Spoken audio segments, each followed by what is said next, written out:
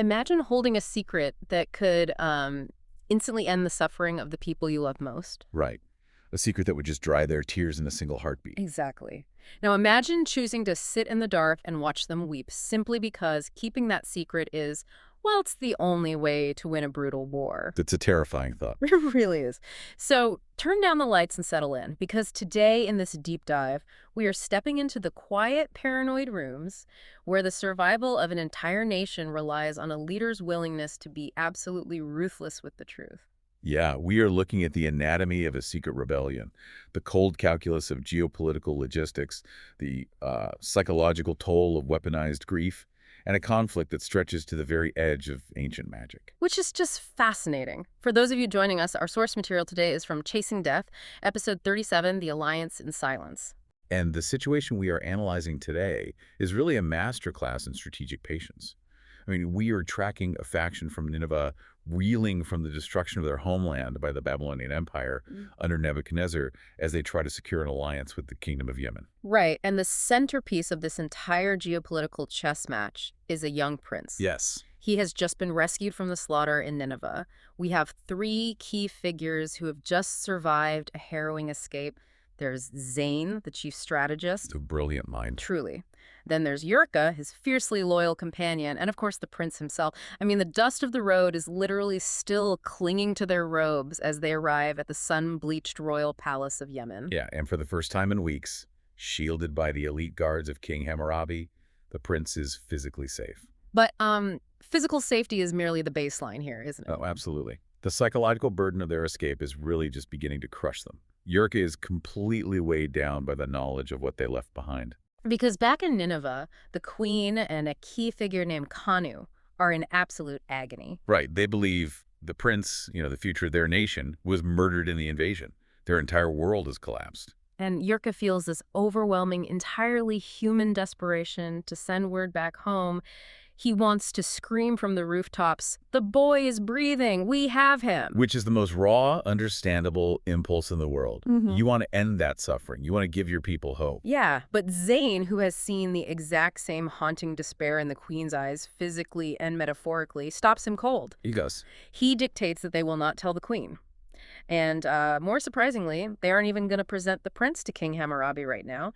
Zayn locks the prince in a gilded chamber and insists they wait. It seems harsh, but Zayn understands the ruthless optics of power. Look at it this way. If Yurka walks into King Hammurabi's throne room today, holding a traumatized, exhausted boy, Hammurabi does not see a valuable political ally. No, he sees a refugee. Exactly. He sees a dependent who brings the wrath of Babylon with him, offering nothing in return but a plea for charity. Yeah.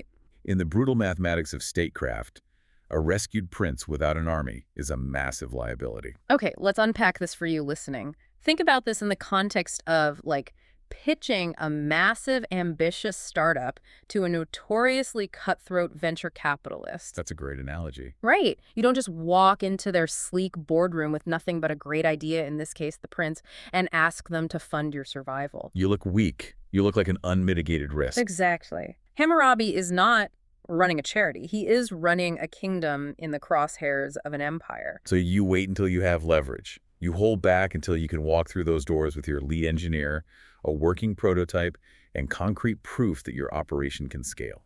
And in this case, that lead engineer is Ashur. Yes. Zayn tells Yurka they need to wait for Ashur, the great commander of Nineveh's military. Yeah. Ashur represents the iron will and the physical might of the nation. So the prince is the legitimate future of Nineveh, but Ashur is the sword that protects it. By waiting to present the two of them side by side, Zayn fundamentally changes the dynamic of the negotiation. He pivots from begging for sanctuary to offering a military partnership. It proves to Hammurabi that Nineveh is not a broken state, but a functioning, united nation ready to forge an alliance. And Yurka recognizes the cold logic of this, right? So he departs to mobilize Ashur's forces. The prince is left to rest, completely hidden away in his plush chamber. But the reality of a continent engulfed in war does not just pause because a child is sleeping.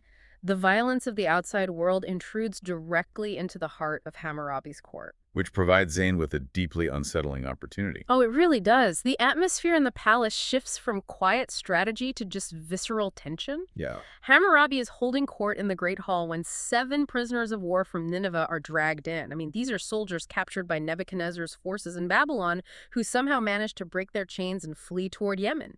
You can just imagine it. The heavy iron scraping across the stone floors. They are battered, scarred, but completely defiant. Right. And Hammurabi begins interrogating them to extract military intelligence about the Babylonian war machine. They warn of a massive spring invasion aimed directly at Yemen. But Hammurabi, perhaps testing his new guest, leans over and gives Zayn permission to take over the interrogation. And Zayn is suddenly handed the perfect crucible to test the spirit of his own shattered military. He asks these chained, bleeding men a devastating question about the fate of their royal family. And the reaction is just visceral. The prisoners break down. Yeah. The spokesman for the group chokes back a sob and recounts the tragedy they believe to be true. He says the king was slain, the queen was taken captive, and the prince was murdered in cold blood. I want you to put yourself in Zayn's position for a second. You are standing on the dais, looking down at your own countrymen who are weeping, completely shattered by the death of a boy who is currently sleeping down the hall. It's intense. With 3 words, Zayn could end their agony. He could tell them the prince lives, but he chooses absolute silence. He weaponizes their grief. Yeah. Zayn pushes the knife in deeper. He asks them if the tragedy burns their hearts. He asks if they were given the order to march against the Babylonian governor occupying their home, would they fight? Or has the loss of the royal family broken their spirit completely? Here's where it gets really interesting, and honestly, I struggle with the sheer cruelty of this moment. Is this a necessary loyalty test, or is it just a sadistic, double-blind experiment on traumatized men? It's a tough question. Because the prisoners scream out that they would fight to the last breath. They swear they would storm the occupied palace of Nineveh right then and there, barehanded, even knowing it meant certain slaughter. But you have to understand, cruelty is entirely secondary to certainty for Zayn. He is measuring the depth of their devotion. And what he discovers is terrifying. It is a foundational truth about warfare. A dead martyr often inspires a much fiercer army than a living refugee. By allowing these men to believe the prince is dead, he taps into a bottomless well of vengeance. He ensures that the military's anger remains red-hot and entirely intact. He is fabricating a tragedy to forge an unshakable loyalty. Like you said, it is a terrifying way to build an army, but it works. It works perfectly. Hammurabi witnesses this raw, unhinged display of zeal, nods to one of his guards, and with a single swing of an axe, the prisoners' chains are shattered. He frees them on the spot to join Yemen's vanguard. Exactly. And that public theater in the Great Hall is essential. It buys them the political and emotional cover they need for what happens next. Because making a grand public show of freeing 7 prisoners is easy. Secretly absorbing and feeding an army of thousands, that requires a completely different kind of ruthlessness. Yes, and following this emotional climax, the narrative immediately descends to a thick-walled inner chamber. We move from the echoing public space of the Great Hall into a room built specifically to suffocate sound. Where Hammurabi and Zayn just drop the performance and get down to the brutal mathematics of logistics. Right. Zayn reveals that Commander Ashur has a massive loyalist army hiding in the caves of the Red Mountains. But Hammurabi immediately shoots down the idea of an open, glorious revolt in Nineveh. He says it would be a slaughter before it even began. Oh. Hammurabi is highly pragmatic. Huh? He points out the invisible enemy destroying Ashur's forces time. Time, yeah. An army hiding in a cave is not a sustainable asset, it is a ticking clock. Zayn admits the men are starving.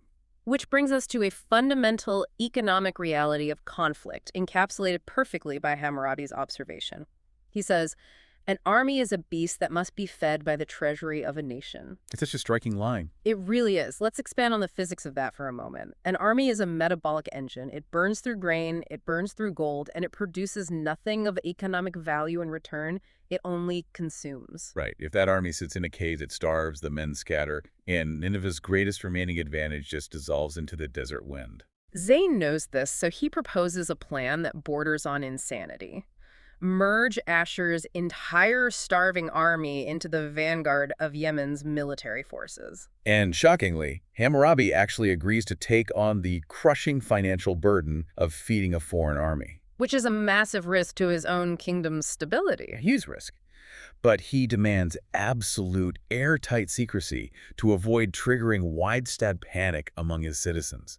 The plan they formulate is to have these soldiers enter Yemen under the cover of darkness. Broken down into tiny squads. Right, disguised as merchants, beggars, and peasants. See, I have to stop here because the logistics of this are absurd.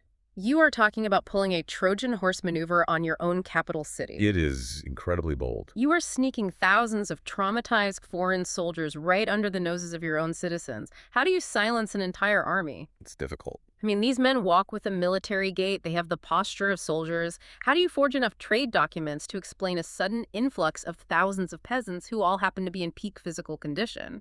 Well, you manage the perception of reality by blinding your own security apparatus. Okay, how? Hammurabi controls the city watch. He can dictate which guards are at which gates during the darkest hours of the night. Furthermore, they separate the men from their lethal identity. The weapons. Exactly. The soldiers march in empty-handed, while their weapons and armor are smuggled through completely different supply chains, hidden in grain carts by operatives posing as black market arms traders. It is an absolute logistical nightmare. I mean, one drop sword, one drunken soldier at a tavern, and the citizens of Yemen realize there is a foreign army inside their walls. Panic would ensue immediately. They would assume an invasion had already happened and the city would just tear itself apart. Hammurabi is essentially wiring a bomb under his own throne, hoping he can control the detonator. That is the tightrope of the alliance. And so, Yurka is dispatched back to the Red Mountains to deliver these incredibly delicate orders. Move the men, strip them of their banners, and infiltrate the shadows of the city. At this point, the geopolitical maneuvering, the resource allocation, and the diplomatic posturing are fully in motion. The rigid logic of the state has been pushed to its absolute limit. And just when you think the strategic architecture of this rebellion is fully built, the atmosphere of the entire situation violently shifts. Oh, it gets so dark here. It really does. The heavy intellectual burden of moving grain and managing troop deployments gives way to something far older and deeply unsettling. Yeah.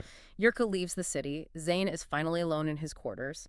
He takes a moment of stillness, but he doesn't rest. Instead, he reaches for a small, iron-clasped box. Throughout all the geopolitical chess, we have to remember the true scale of the enemy they are facing. Nebuchadnezzar and the Babylonian Empire represent a threat so overwhelming, so seemingly unstoppable, that human logistics are simply not enough. Right. Zayn opens the iron box. Mm. Inside is a ring given to him by a deity, the goddess Baltus. So, what does this all mean? The instructions accompanying this ring are chillingly specific. They say, if you ever need help, go to the ruined temple. Call for my sister 3 times, show her my ring, and she will help you. It's a massive tonal shift. It is. We just spent hours analyzing the cold economics of military supply lines and the optics of a throne room, and now, well, Zayn is saddling his horse, riding out into the untamed wilderness in the dead of night to summon a supernatural entity. This raises an important question, though. You have a profound acknowledgement of limitation. Yeah. Zayn has perfectly orchestrated the movements of kings, manipulated the grief of soldiers, and balanced the treasury of an allied nation. He has mastered the physical world. That's not enough. No. To truly secure survival against an apocalyptic threat like Babylon, he must willingly step into the dark and rely on the terrifying unpredictability of the divine. He is fighting a war on 2 entirely different planes of existence. The imagery of this transition is incredibly immersive. I mean, you have to picture it. Zayn rides alone to the base of a jagged peak, far from the security of those thick-walled chambers. He finds the crumbling, overgrown remains of an ancient pharaoh's temple. Massive stone columns split by centuries of wind. He ties his horse to a withered tree. He doesn't bring guards. He doesn't bring a strategist. He steps completely alone into a dark, narrow passage descending into the earth. He is crossing the threshold from the calculated world of human agency into a realm where his charts, his troop movements, and his silver tongues are utterly useless. Yeah. He is trading the controlled illusion he built in the palace for an ancient, chaotic power he cannot possibly control. It makes you wonder what exactly is waiting for him in the crushing dark of that ruined temple. But it also perfectly frames the sheer lengths to which a leader must go when pushing back against annihilation. Absolutely. Let's pull ourselves out of that ancient passage for a moment and look at the ground we have covered in the dark today. We have traced the anatomy of a secret from its inception to its execution.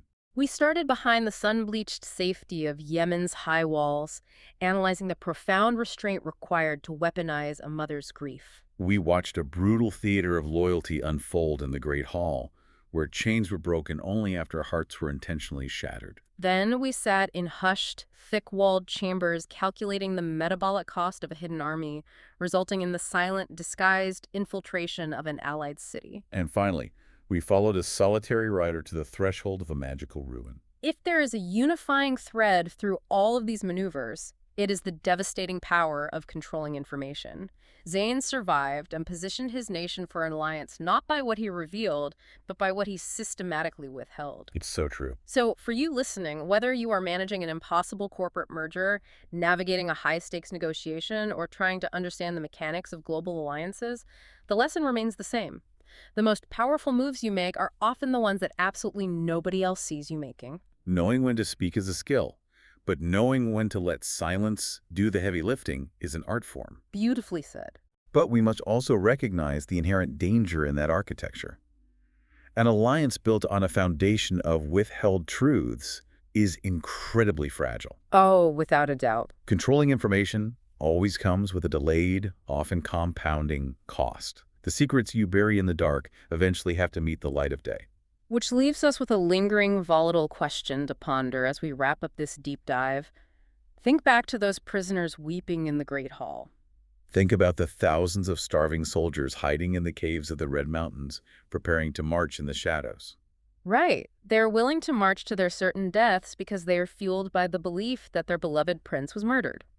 Their entire zeal is built on a fabricated reality engineered by their own commander. So what happens to a weaponized army when the weapon itself is revealed to be a lie? Exactly. When that illusion is finally shattered, when those soldiers are eventually introduced to the living, breathing prince, what will be the fallout? Will, discovering the boy is alive, spark an unstoppable, blinding fire of loyalty that sweeps across the continent? Or will it breed a dangerous, deeply rooted resentment against the leaders who callously let them suffer in the dark?